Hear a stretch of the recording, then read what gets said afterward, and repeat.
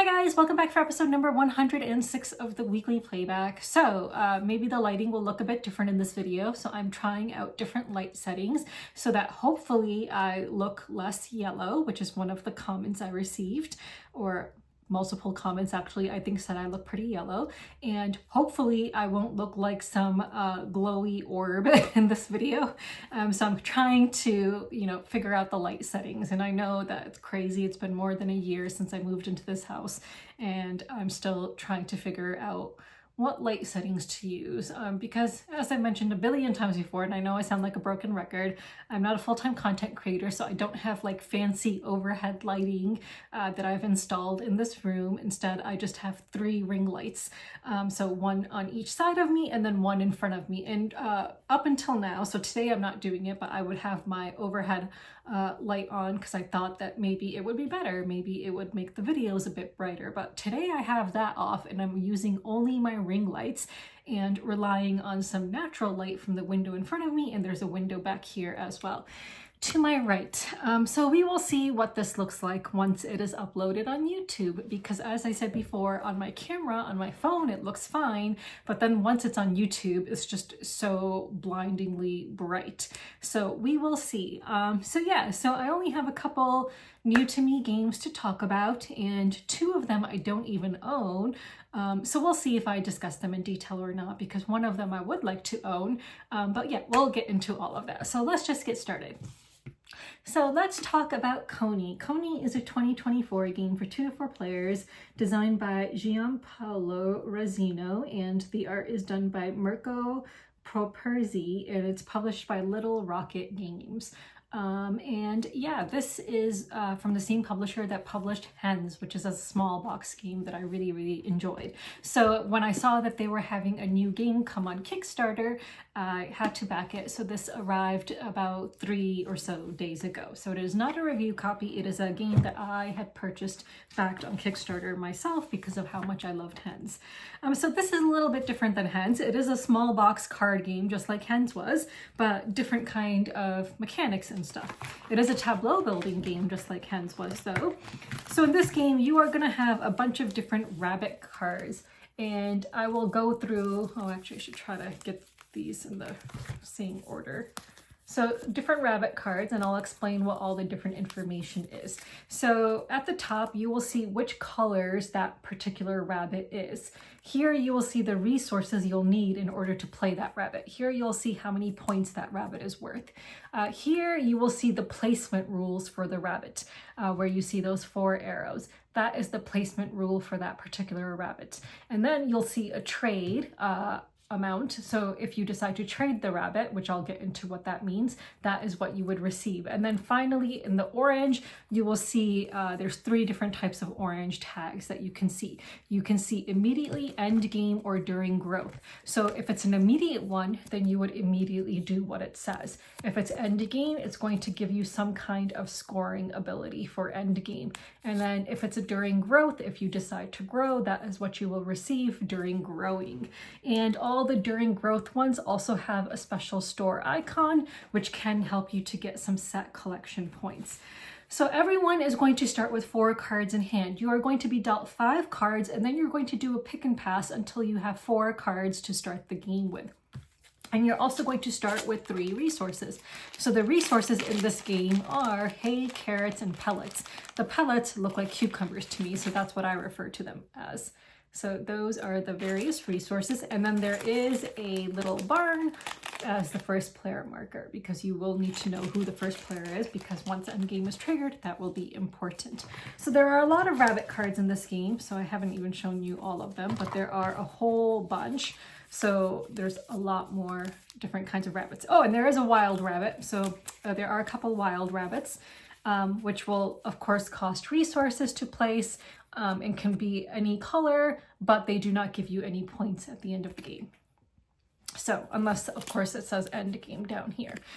So yes, there are wild rabbits in this game as well. And on the back, you will see the little hatch, which is something you might end up having in your farm. So you are going to be creating a 3x3 grid of 9 cards. The game end will be triggered once someone has 9 cards in their farm, and then you will complete the round so that everyone has had an equal number of turns.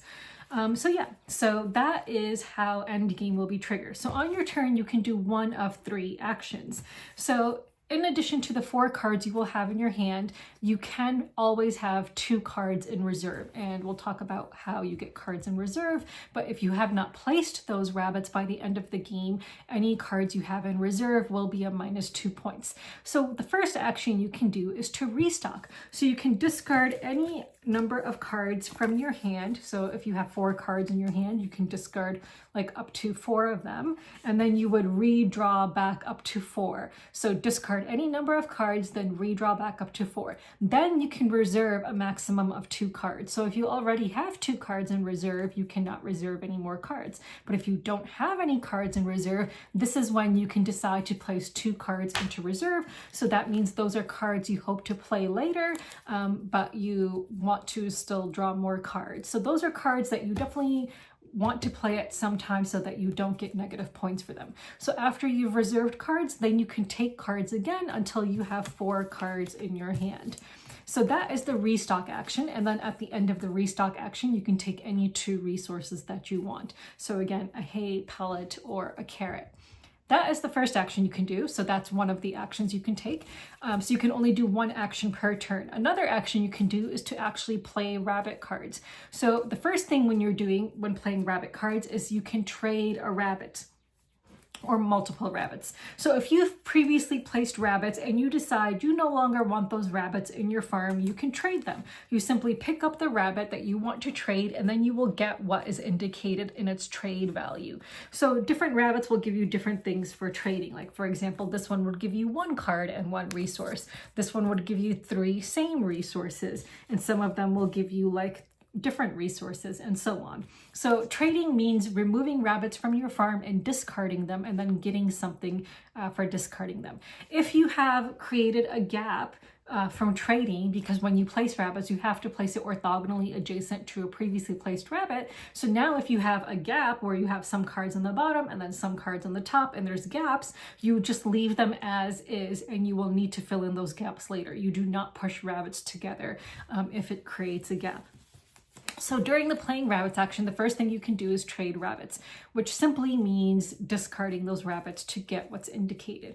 Then you can place up to 2 rabbits or 1 rabbit hutch. So you can either play 2 rabbits by paying the resources and following the placement rules. So you can obviously not place rabbits if it's not going to meet its placement rule that is indicated. So for example, this one says it cannot be next to any male rabbits, and the gender of the rabbit is always indicated here. This one says that you have to have a maximum of 1 male adjacent to it, but at least 1 white rabbit. So when you place rabbits, you must meet the requirements. You cannot place down a rabbit that says it needs at least 1 brown next to it and then hope to place a brown later. Like that is the conclusion we came to from reading the rule book. So you can't hope to later meet the requirement and place down the rabbit. So you have to be able to meet the requirement once you place it. And you of course have to check the surrounding rabbits to make sure that all your requirements, placement requirements, are still fulfilled and not broken.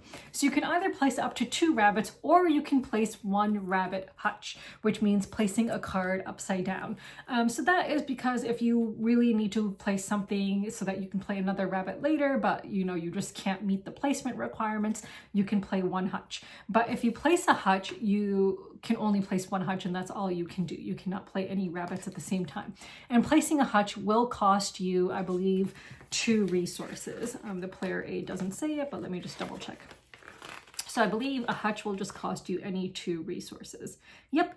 So, and I do not believe that those are worth negative points at the end of the game. So it's not like hens where they're going to be worth negative points at the end of the game. So hutches are fine to place if you really need to do that. So that is the placement action. Another action you can do, and always if you have more than 4 cards in your hand, you have to discard down to 4 at the end of your turn. Because when you're trading or playing rabbits, that may allow you to pick up some extra cards. So if you have more than 4, you have to discard down to 4.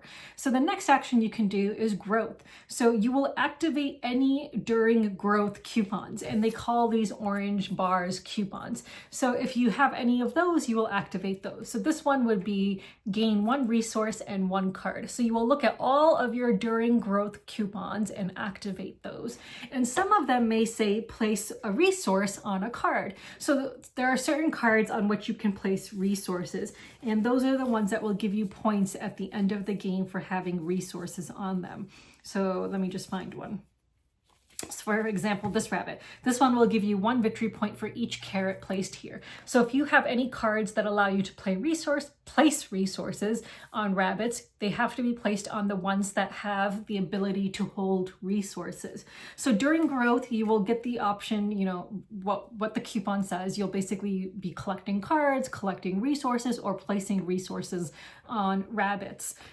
So that is what will happen during growth. And again, if you have more than 4 cards, you discard down to 4 cards before your turn is over. So those are the 3 actions, and you can only take 1 action per turn, and you're going to continue in this fashion until someone has placed 9 rabbits, and then that will trigger game end.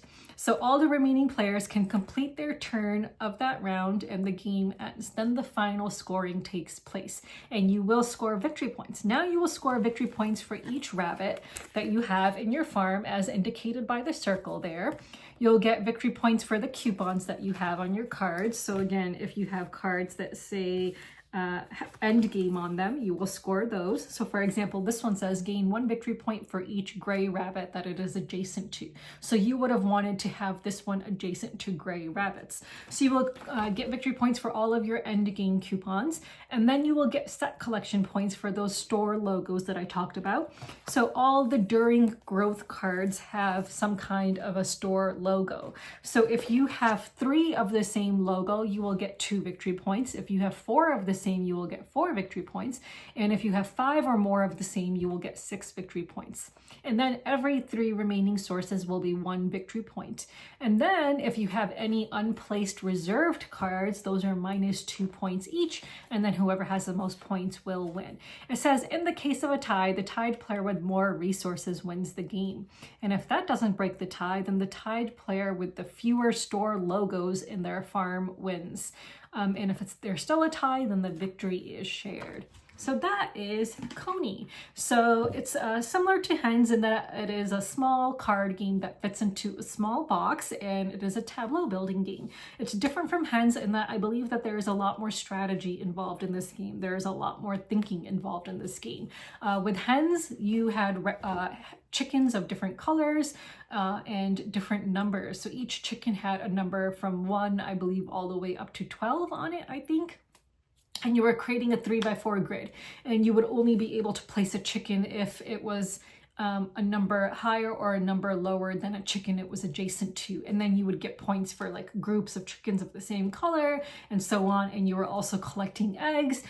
So that was a little bit more luck dependent because, you know, there's only a limited number of numbers of certain chickens. And so if you're trying to, you know, place them, you would kind of need to, you know, it would kind of be dependent on luck what chickens come up for you to draw and so on. With this, there is a lot more strategy involved. There is going to be a market of 3 cards. So whenever you need to draw cards, there's always going to be 3 visible cards, or you can just draw from the draw pile. So you kind of get to see what you're able to select.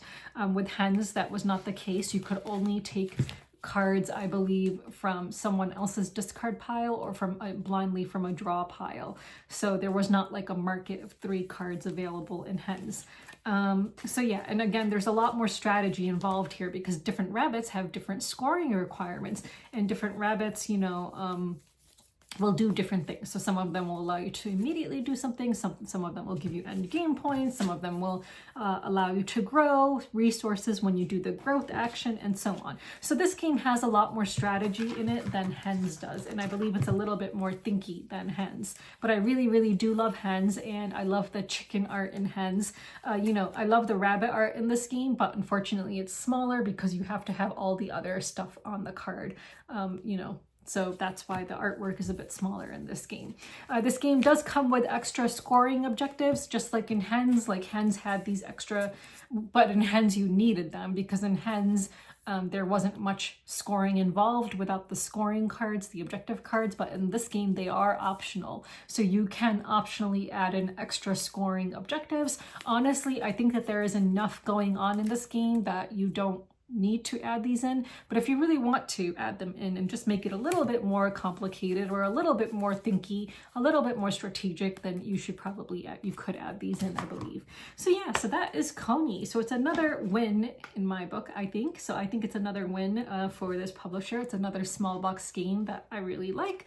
So yeah, so if you are looking for a small box thinky game, then I would recommend you check out Coney, especially if you like rabbits and you like tableau building games. So yeah, so let's move on. Another game I played recently is Knarr. Knarr is a 2023 game for 2 to 4 players designed by Thomas Dupont.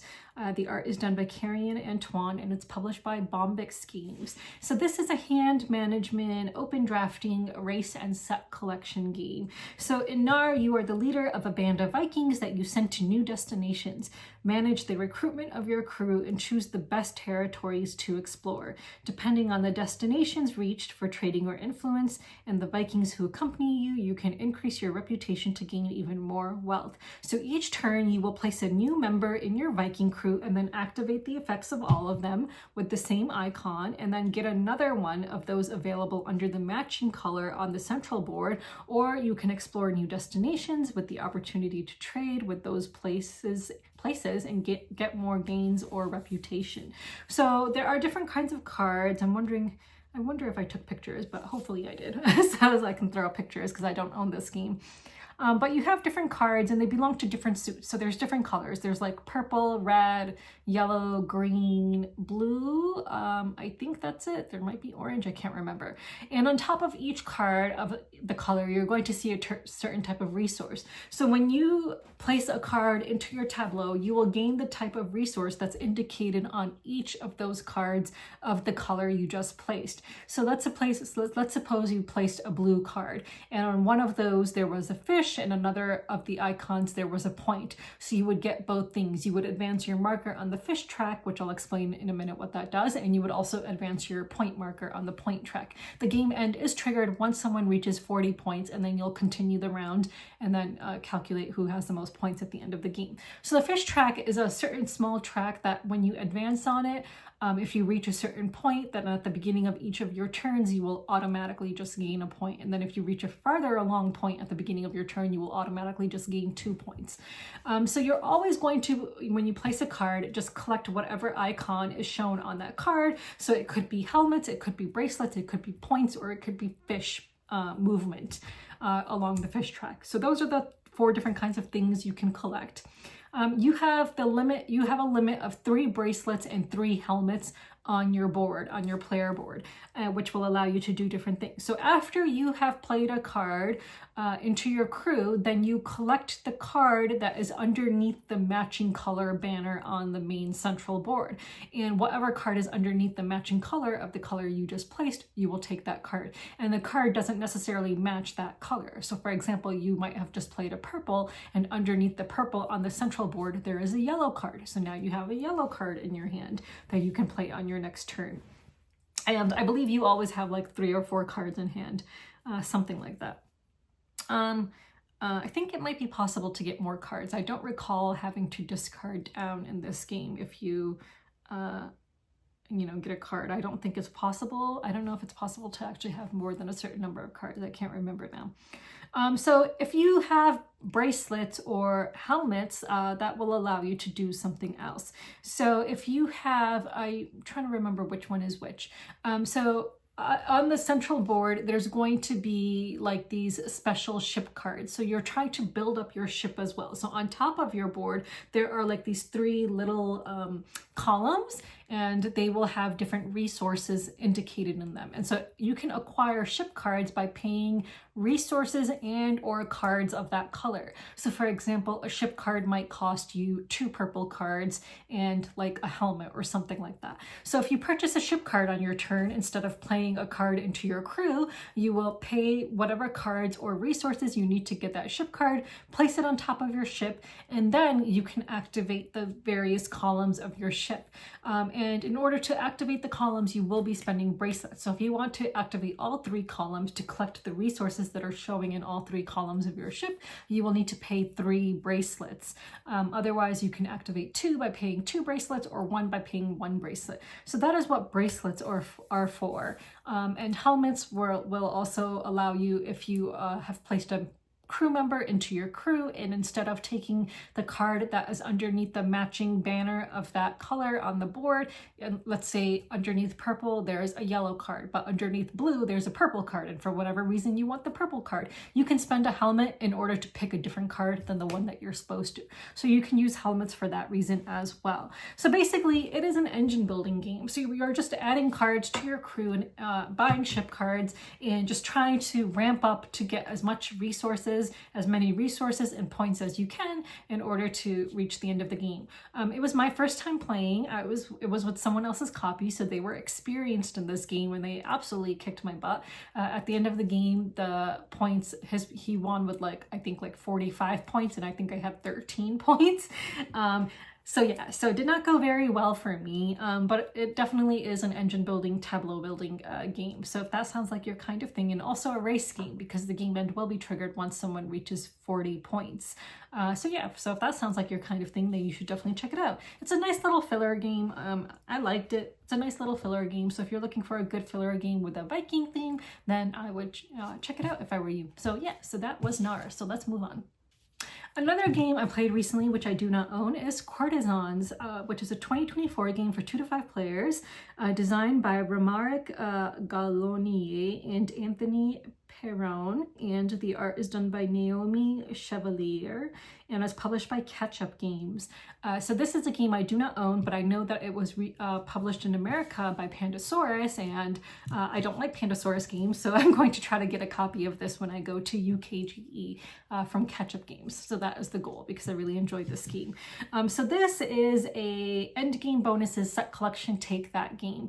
So you are always going to have 3 cards in hand. So you will have cards from different colored suits. So there are a different number of suits in this game, and they come in different colors. So you'll have like a turquoise color, you'll have like a yellow color, red, purple, so just different colors, green, and so on. So within each suit, there are different kinds of characters. So within each suit, there will be 2 spies, there will be a swordsman, I guess. I don't know what he's called, but there is a sword person that you can end up killing someone with, and there's like a guard that has a shield, and then the other ones just are blanks. They don't have any special icons on them. So you are going to have one long player mat or board cloth, and you'll see each suit indicated on that cloth, and you on your turn are going to play 1 card in front of you, 1 card to the main board on one of the sides of the cloth, and 1 card in front of someone else. So if you play a spy, spies must be placed upside down. So let me just talk about scoring and how that works, because you're going to need to know how scoring works in order to determine where you want to play cards. So on either side of this player mat, this main central board, you're going to be placing cards. If the cards that are on the lower side outnumber the cards on the upper side, then those suit cards will be worth -1 point at the end of the game. And some cards do have 2x on them. So if you have a card that says 2x on it, that counts as 2 cards of that suit, whether it's being played on the main board or in front of you. So if you have placed a card with a 2x on the lower side of the cloth board, and there's only 1 card on the other side of that board on the upper side, then the 2x on the lower side is going to outnumber the 1 card above on the upper side, so that suit will be worth -1 point for each card of that type at the end of the game. So you can play a card in front of you on either side of the main board, or in front of someone else. So you'll always have 3 cards and you must play 1 card in each of those locations.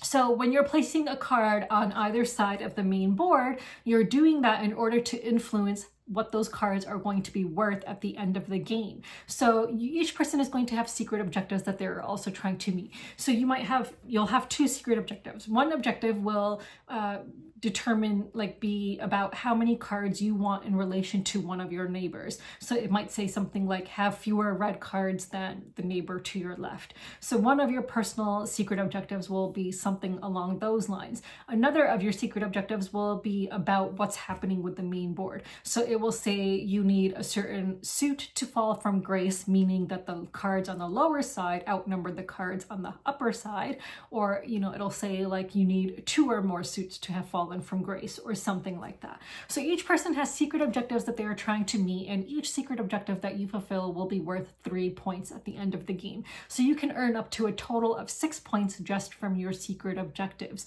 So again, the different types of cards, there's cards of different suits, and when you play a card on the main board, you're always going to place it along its suit, so either on the lower or upper side of that suit indicated on the main board, unless it's a spy card.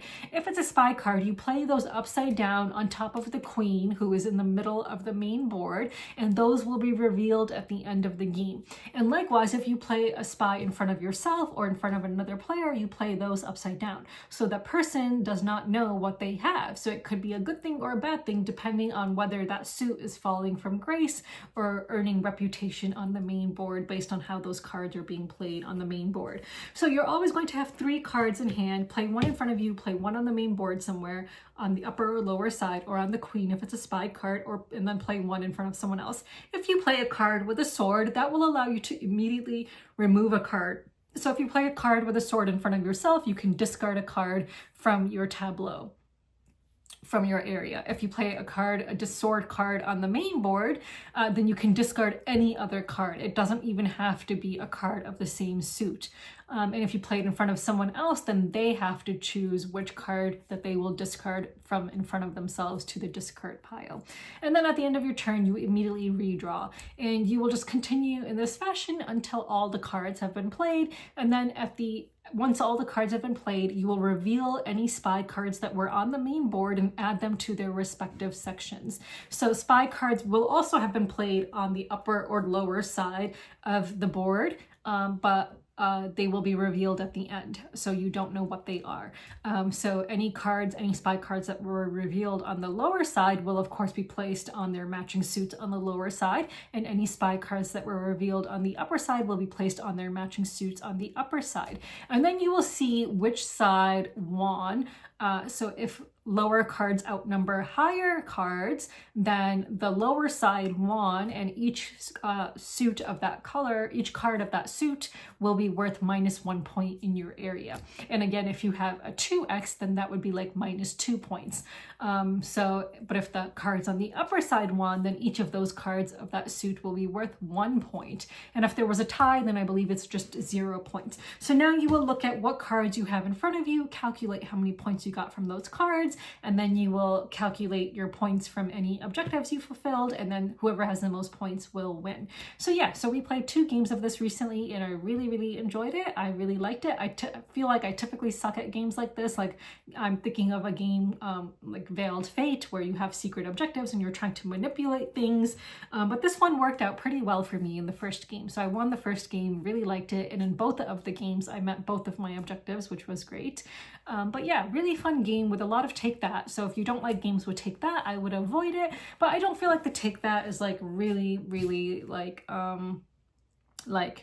the kind of take that that's really going to upset someone. Like, it's just a fun, quick game. It's not like a game where you're spending like 2 hours, you know, building up something with like a big board game and then someone just completely undoes what you've done. Like, this is a quick like filler game. It's not like a game where you're going to be super duper crushed from the take that, unless you really don't like take that, and and take that even the tiniest bit annoys you, then I would stay away. But I really liked the artwork and everything. I liked the game. It was a fun little quick game with secret objectives and, you know, just trying to manipulate what's happening on the main board. I enjoyed it, so I hope to add this one to my collection. So if I can find it in at UKGE, the catch-up games edition, then I will definitely will pick it up over there. So yeah, so that was Courtisans. So let's move on.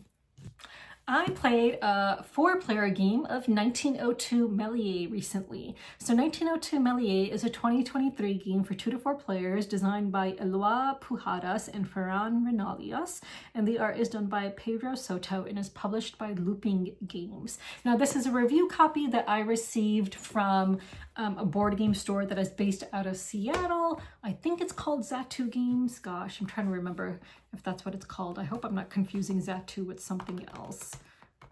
Is it Zatu? I believe it is. Yes, it's a Zatu Games. So Zatu Games, at PAX Unplugged, they always have a couple of games that they are showcasing in the first look area that you can then purchase. So they gave me a review copy of 1902 Melies because of how much I loved it. So I have discussed this game in detail before, so I'm not going to go into too much detail, but this is a lot of game in a small box. This is a worker placement game in a small box.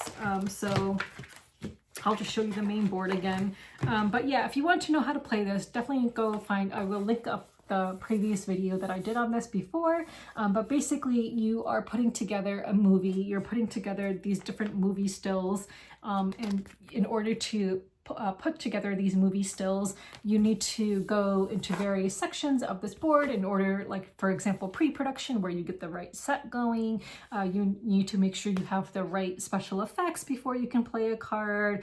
There's going to be different actors, and sometimes you want to get the actors in the right spaces with the right costumes in order to get points when you play a movie card into the filming area. Then there's post-production, where you can stick together different scenes together if they match up with their color, and so on. So there's a lot going on in this game in a small box, but since I have discussed it before, I'm not going to go into detail, but I really enjoy this game. And yeah, if you like worker placement games, I highly recommend it. So I will include a link to the previous discussion of this game so that you can go check that out. But yeah, highly recommend this game. So if you're looking for a small box game with a lot of game in it, and this is a worker placement game, then highly recommend it. So yeah, definitely go check that out. So yeah, so that is another game I played recently. So let's move on. So let's go on to games that I am backing. So recently I backed a game on GameFound. I ended up canceling my pledge for that tree building game, which I don't even remember the name of now. Gosh, what was that game called? It was Bio something? I don't even remember the name of it. So blooming something, I think it was called. It was that one where I talked about that kind of looked like a game with like Lego pieces. So I ended up canceling my pledge for that. And instead I ended up backing this game called Cat Packs on GameFound, which has ended. So, but it did fund. So unfortunately it did not get much attention. And the only reason I ended up coming across it was because when I was uploading my content for Hidden Arc that I discussed, I believe in the last video or the video before. No, I think it was the last video. When I uploaded my content for Hidden Arc, I clicked on the publisher's name to see what else they had published. And then I discovered that they had a game currently on GameFound called Cat Packs. And when I learned what Cat Packs was about and the artwork in the game, I just could not resist. So I ended up backing it at the deluxe version with the various playmats. They got artwork from a cool artist, and there's just all different kinds of cats in the game. The only content creator who covered this game seems to have been Rado, and Rado seemed to really love it. So the game, I backed it for Essen pickup. So I'm going to be picking it up at Essen if it's available there, which hopefully it will be. You know, I could have maybe asked for a review copy, but I didn't want to take a chance. So, you know, the risk was like, okay, do I just not back it, go to Essen and see if the game actually has been published, in which case I could request a review copy and hopefully get one if they have some. But what if it doesn't get published in time for Essen? Then I would not have a copy at all. So at least this way, by backing it, you know, I've selected Essen pickup. So if it's available at Essen, I'll pick it up. If not, then I'll just have to get it shipped to me. So yeah, so super excited for Cat Packs because of how much I loved Hidden Arc, and I absolutely love the artwork in this game, the cats, and just, yeah, so super excited for this game. So I ended up canceling my pledge for Blooming, whatever that game was called, that tree game that I talked about last time.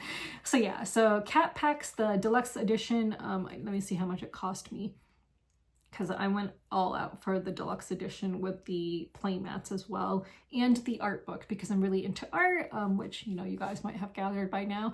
So I really wanted the art book because I really loved the art in this game. So it was quite expensive. I think it was at like at least 100 euros for me or something like that. I can't remember now, but something like that.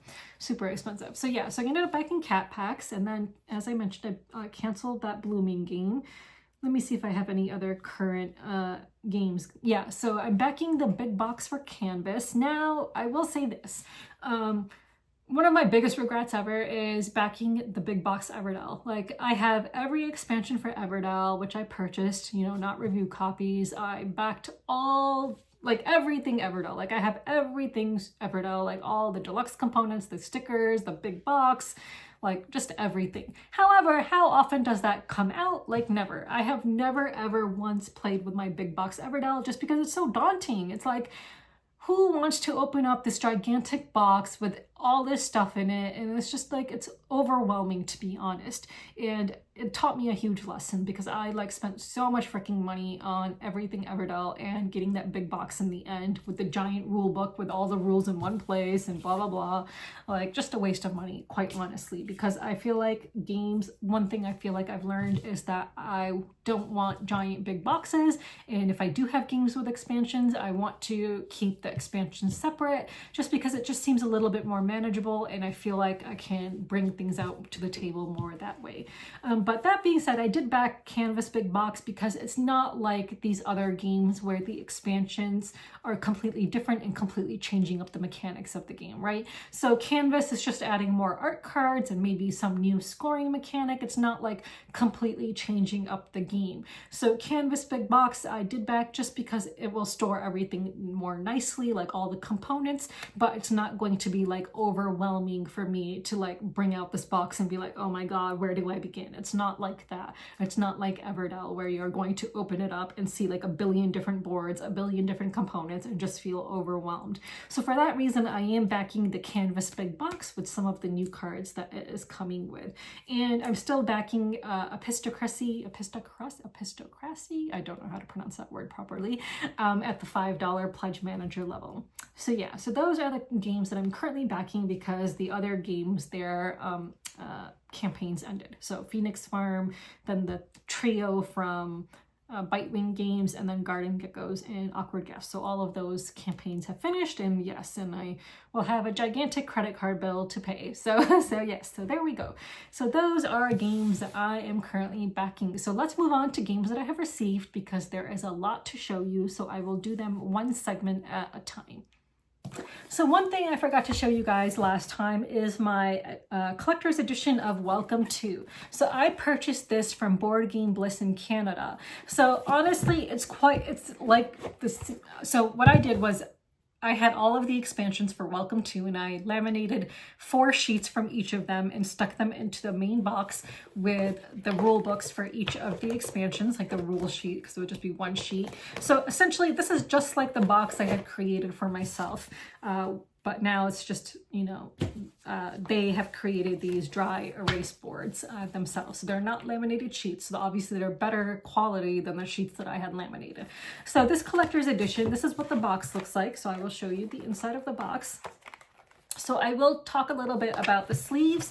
So this is standard American sized cards, and I'm really upset because the sleeves I have, which are standard American size, there's a lot of bowing. Like, I think that's what it's called, bowing, when the cards are like bent when they're in the sleeve. So I have sleeved all of the scoring cards, but I have yet to sleeve the actual house cards because I don't want those to bow. Like, I'm like, it's fine if the scoring cards bow a bit because whatever, I don't even need them in a stack. It's not like I'm going to be drawing from them. You're only going to have 3 of those out per game. So it's fine if those are bowing a bit. So these sleeves that I'm used are Paladin sleeves, I believe they're called.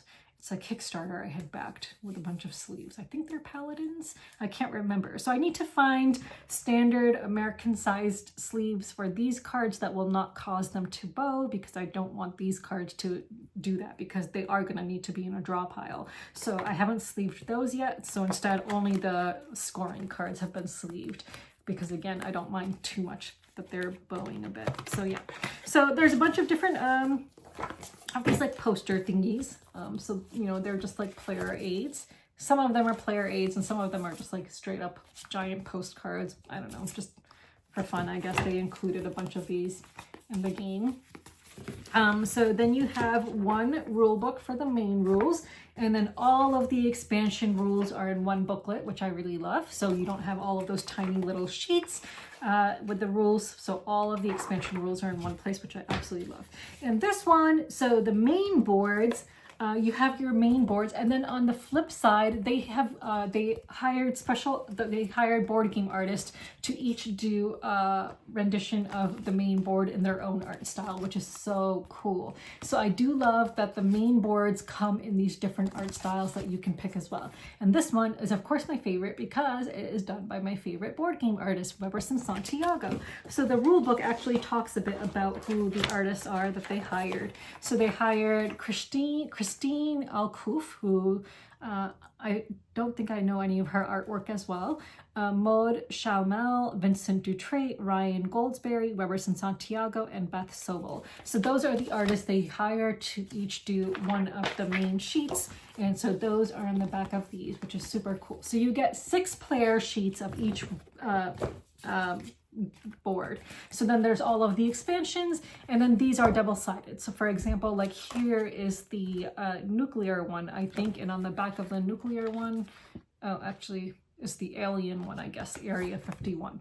So all of these expansion sheets are double-sided, so you'll get different kinds of boards on each side. Of course, I love the Halloween one, so I will show you the Halloween one if I can find it. So there's like the nuclear one, there's like the doomsday one. So there's like a nuclear fallout one and a doomsday one. It looks like, I don't know what the difference is really, because it seems like they should be the same thing. I don't know. So like here's one. I don't really know what the difference is. And then there's like a special duck edition, which they released during the pandemic, it looks like. Here's the Halloween one, and on the back is the winter Christmassy one. So yes, those are Halloween and Christmas. Then there's Easter, and on the back of Easter is summer.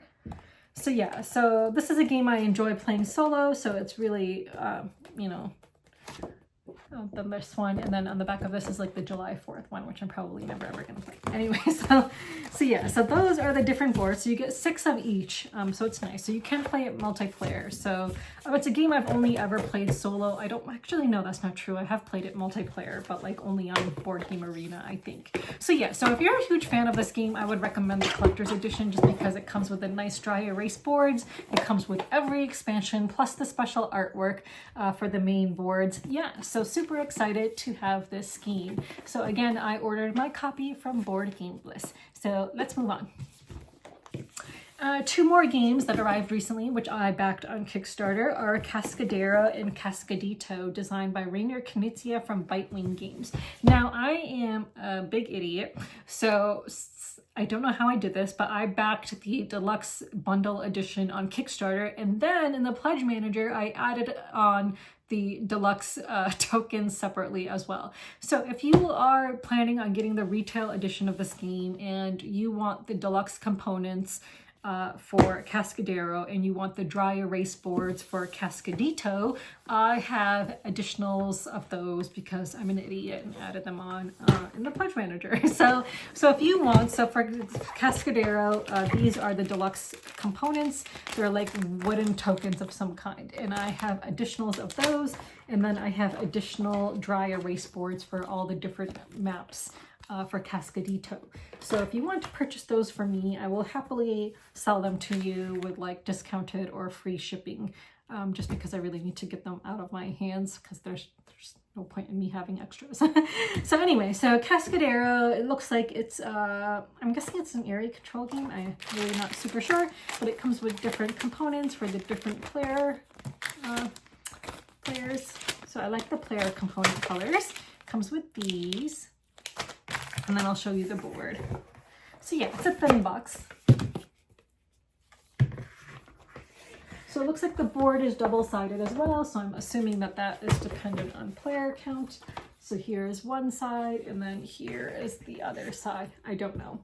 I don't know if it's based on player count or what. So that is the board and all the components I showed you, including so not a whole lot of components, which is nice. You know, so setup should not be too hard, which I'm looking forward to because I'm really sometimes just tired of games that take a lot of time to set up. And then Cascadito, the box doesn't fit all of the dry erase boards, which I backed extra, as well as the paper sheets. So this one comes with some dice. So this is a roll and write version, I guess, of Cascadero, which, you know, kind of goes along with the question of the week from last week, because I asked what board games have roll and write editions and whether they are good on their own. So I guess we will find out. So there are 4 different maps and you get 4 boards for each map. So these are double-sided so that each side has a different map. So these are the dry erase boards, which I backed, which were extra. And then there's different paper maps. So it comes with all of those as well. And those are double-sided. So yeah, so that is Cascadito. So looking forward to hopefully playing this at some point in time. So yeah, so again, if you are planning on buying the retail edition of this game and you would like the dry erase boards for Cascadito or the deluxe wooden components for Cascadero, let me know because I have them and would be happy to sell them to you. So yeah, so let's move on. I received 2 review copies recently from 25th Century Games. The first is Donut Shop. So I am looking forward to playing this one because it's designed by Jeffrey Allers. And I think I've played 1 or 2 of his games. I know I played Citrus. I can't remember if I've played it. Oh yeah, and I played the game that he designed for Dronda Games. That roll and write, flip and write game. So yeah, so I've played 2 of his games to my recollection. So Donut Shop looks like it's just some kind of a tile placement game. So it comes with this, and then you, this is like for cards. So you install, you put together this little contraption for donut cards, and then you put together this little contraption for donut tiles. So let me show you, dispenser rather. So here is the donut dispenser, donut dispensary. And it fits in the box, which is nice. So it's nice that it fits in the box. And there are more tiles. They just fell out though. So, oh yeah, I should show you the back of them. So here are the donut tiles. Okay, just some of them, of course, not all of them. There's a bunch of money. So a bunch of coins and dollars. And then there's other kinds of tiles. So there's this. So I'm guessing you like, I don't know. I shouldn't guess because I honestly don't know what these are. So there's these tiles, there's these ones, and then there's these ones. So it looks like different sizes of donut boxes. And I guess maybe you're trying to fulfill these, or maybe you get these after you fulfilled some donut orders. I really don't know. So yeah, so it comes with a number of those as well. So yeah, so that's it. So that's what the game comes with. So we will play it and find out what it plays like and what you're actually doing. But it looks like it's some kind of a tile placement game. It got good reviews from Board Game Geek from what I could see. So I do hope that I will like it. I do like donuts. I'm not really a fan of like traditional donuts. I like mochi donuts, and I like, I'm not really a fan of like cream-filled donuts. I'm not really a fan of glazed donuts. I like old-fashioned donuts or mochi donuts. So those are the kinds of donuts that I like, which unfortunately does not seem are featured in this game at all, either of those kinds. But yeah, so that is Donut Shop. So that's a review copy that came in. And then I received a review copy of Nova Roma, which is a Stan Kordonsky game. With art done by the Micho, and also a review copy from 25th Century Games. So it looks like in this game, it says in 324 AD, Emperor Constantine selected the ancient city of Byzantium on the shores of the Bosphorus to become the site of his new capital. He named it Nova Roma, blah, blah, blah. So what are you doing? It says, you are the head of an ancient and noble Roman house. You must deploy your family members and retainers to accomplish a variety of goals. So you're constructing buildings, dominate sea routes, secure resources, race in the hippodrome, and hire specialists. At the end of the game, the family that has done the most to please the emperor and achieve their own agendas will emerge as the victor. So I don't think I have any Stan Kordonsky games. I don't think I've ever played any games by him, to be honest. Not that I can recall. So each person will have their own player board. And the back looks like that. There is one main board. I was really shocked when this game arrived. For some reason, I did not think that 25th Century Games had like regular sized board games. So it kind of came as a surprise when I saw the size of this game. Because when I saw that it was being shipped to me, I thought it was going to be a smaller box, like maybe the size of like Bamboo or something. So I was really surprised when this showed up. And then there's a bunch of components, which I still need to organize. Like I punched out a bunch of stuff and then I just kind of like left it in the box. So it's kind of a huge mess right now. But I can show you some of the cards. Like it comes with this. And then there's different player pieces in different colors. So I like the different player pieces. And then I'll just show you some of, and then there's like different like cubes and different components in each player color. And then I don't know if these are player pieces or just common pieces, but there's a foot bag with stuff like that in it. And then cards. The card quality is not the best quality. And the artwork is done by the Micho. So yeah. You can definitely tell it's the Micho, like it's totally his art style. Like that's very evident. So there are some regular sized cards and then some smaller sized cards. So yeah. So that is that. So that arrived recently. So I again need to organize this box because it's a complete mess right now. And once I do that, hopefully I can get this played sometime soon as well. So let me show you the last game to arrive.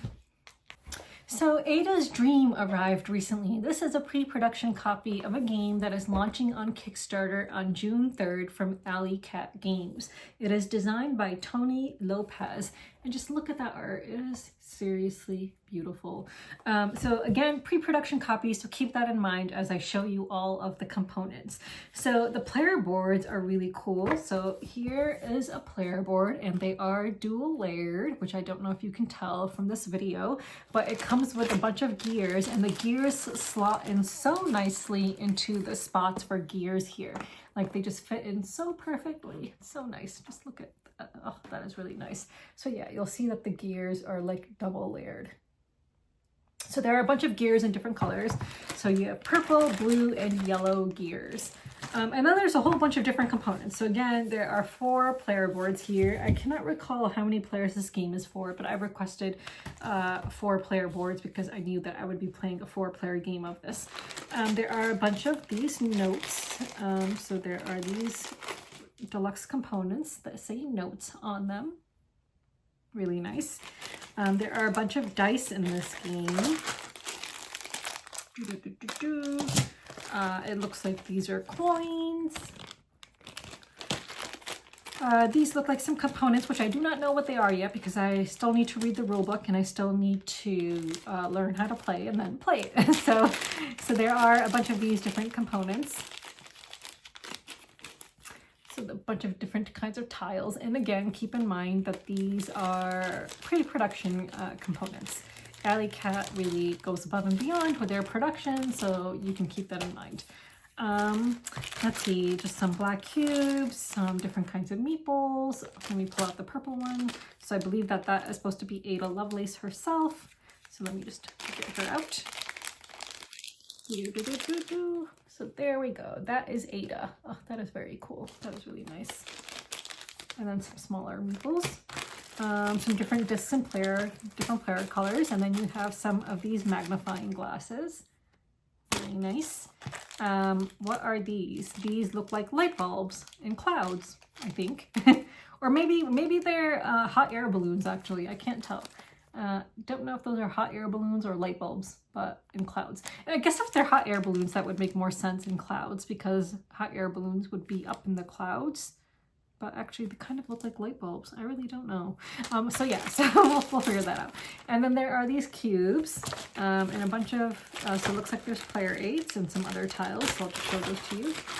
So some other tiles. And I will show you some of the player aids. So we have different parts of the board explained, I believe. And then just a player aid telling you what you would do on your turn and bonus actions on the back. Now I will show you the main board. Oh, actually I didn't show you the cards yet. So let me show you the cards first and then I'll show you the main board.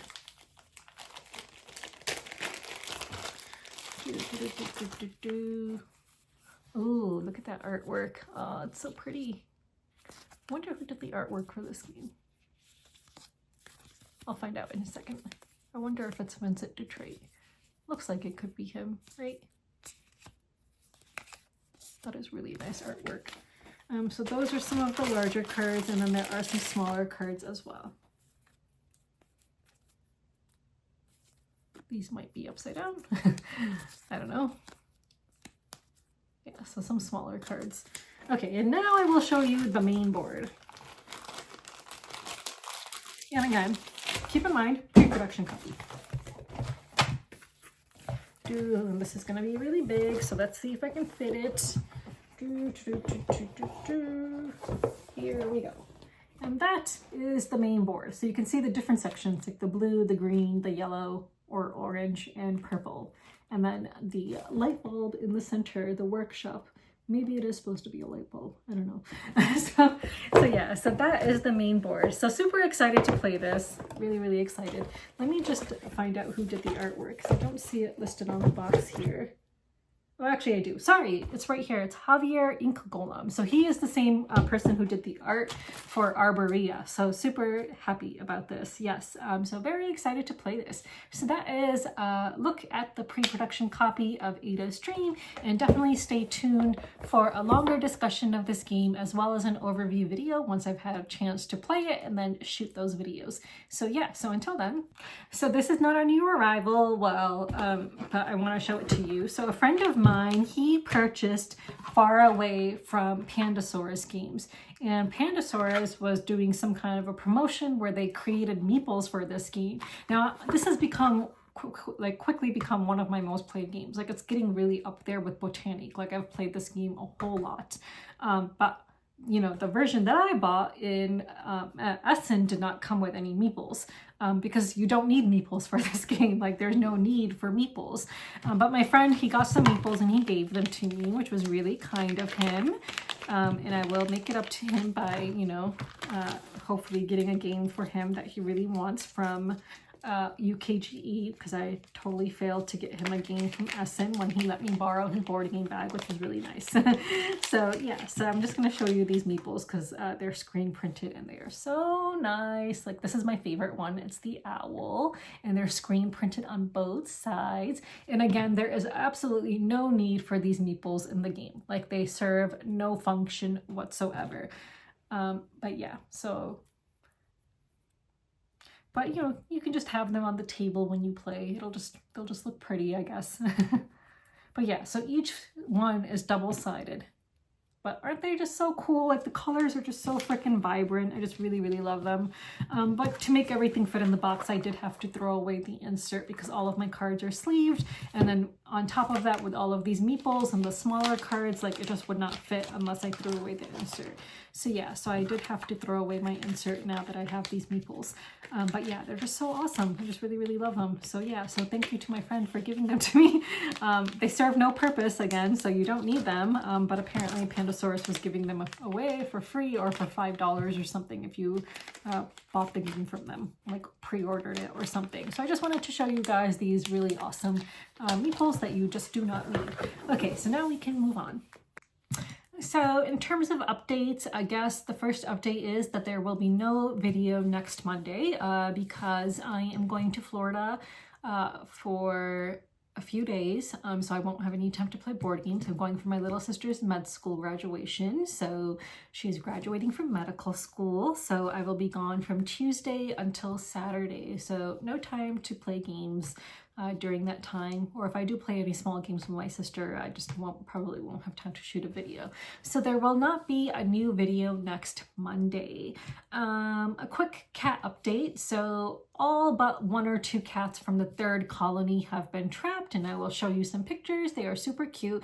At first we had trapped one of them, and then he or she was really lonely and was missing their friend, and then when we managed to get the friend, then he seemed to be much better, which is really nice and very cute. So yeah, so those are a couple of the cats that we've managed to trap from the 3rd colony, and there's still 1 or 2 left behind, which we really need to get so that they can all be together and finally be relocated to somewhere safer. So that is really exciting. So we're making progress there. What else? I have asked a couple of friends to take over for the colonies for me while I'm gone. So the cats will still be fed while I'm gone. I would not leave them unfed or untaken care of. So no need to worry about that. Palestine, I guess, you know, same thing as last week. There's still encampments all across universities, all across America. And universities are, you know, responding in really horrific ways to these encampments. You know, there's been a lot of discussion and within, you know, universities about how they're going to respond. And some, you know, I've heard university people say things like, oh, well, they're students and they need to learn their lesson. Like, you know, they need to understand that what they're doing is, you know, that they're going to face consequences and it's going to affect their careers, it's going to affect their job prospects and this and that and blah, blah, blah. They need to face consequences, and it's not about, you know, they're claiming it's not about the viewpoint that they're expressing, that they're anti-genocide and they want a ceasefire and they want these universities to divest from Israel. They're saying that it's not about the viewpoint that these protesters are expressing, but the fact that they're simply breaking rules by having these encampments and by, you know, just staying out there, even though they themselves are peaceful. And it's the agitators, the pro-Zionist agitators, who come in and cause a lot of violence and disruption. And then the police gets called and the police commits a lot of violence against these protesters. So it's the Palestinian protesters. If you look at footage on Instagram from all the various encampments, they themselves are very peaceful and not causing any issues. It's the agitators that come in who then cause issues, the pro-Zionist agitators, and then the police. But universities are responding in a way that is going to make it difficult for these students to graduate, to find employment, and so on. And, you know, you just can't help but wonder whether if they were protesting, if it were pro-Zionist protesters, whether the universities would be responding in the same way. Highly doubt it, because, you know, this country is heavily influenced by Zionists, and there is a lot of, you know, Zionist money that, you know, gets, you know, them the support that they need in the government and academic institutions and so on. So yeah, this country does run on a lot of Zionist money, and no, it's not anti-Semitic to say that. Like, there is a lot of proof of that. Anti-Semitism and anti-Zionism is not the same thing. Again, there are many, many Jews who are anti-Zionist, and just like there are many Zionists who are not even Jewish. So speaking up against Zionism is not anti-Semitism, but it's being labeled as anti-Semitism in order to silence people, in order to, you know, squash all of these encampments and to reprimand students by claiming that they're being anti-Semitic, by saying that they don't want a genocide. Like, how fucking messed up is that, to say that proclaiming that you want a genocide to end is anti-Semitic? Like, just think about that. Think about the fact that people are saying that anti-genocide protesters are anti-Semitic merely for the fact that they want to see this genocide come to an end. It's been over 200 days of this genocide with no end in sight. Netanyahu has basically said that he is not going to lighten up. He's not going to, give in to any of the requests that Hamas is making, and, to try to bring an end to this. Like, he's made it very obvious from the beginning that he doesn't care about the hostages. It's never been about the hostages. It's always been about getting as much of the land as they can in Gaza and the West Bank, where there is no Hamas, and you see settlements expanding in the West Bank, and them and Israel committing a lot of atrocities against the Palestinians in the West Bank, arresting a lot of them, killing a lot of them, and so on. So that's happening in the West Bank right now too. It was never, ever, ever about the hostages. It was always about getting as much of the land as they can and getting the Palestinians completely out. It's always been about ethnic cleansing. It's always been about genocide. Rafah was being bombed and has been being bombed. Has been getting bombed relentlessly, where all the Palestinians have been pushed into, like millions of Palestinians in a very small area of land, and it's been getting bombed by Israel. So there is no end in sight, and that is your update. And all of the people in the board game industry who claim to care about human rights are still silent and have really shown what fucking sellouts and shills they are, Zionist shills. So yeah, so again, I hope people will remember that the next time there is an issue that these people are outspoken about, and get upset that other people are not being outspoken about the same issue that they want. I hope that they will be reminded about what hypocrites and sellouts they are, and how they have remained dead silent during a genocide. So yeah, so that is your update, and it's no different than last week's update, basically, because nothing changes from week to week, and it's just really exhausting and just awful. So yeah, so let's move on. So this week's question of the week is inspired by two games. Well, I guess a couple of games I played this week. Coney and 1902 Melies. So I want to know, what are some small box games that you know and love that have a lot of game in a small box? And when I say small box, I am referring to boxes of this size or even smaller, not larger than this. So we're not talking about box sizes which are the size of like several DeVere games like Bamboo or Salton Sea, not those size boxes, but boxes that are like this size. So what other small box games do you know that contain a lot of game in them and that you like and would recommend? So let me know in the comments below, and I will see you guys in 2 weeks, because again, there will be no video next week. So until then, bye.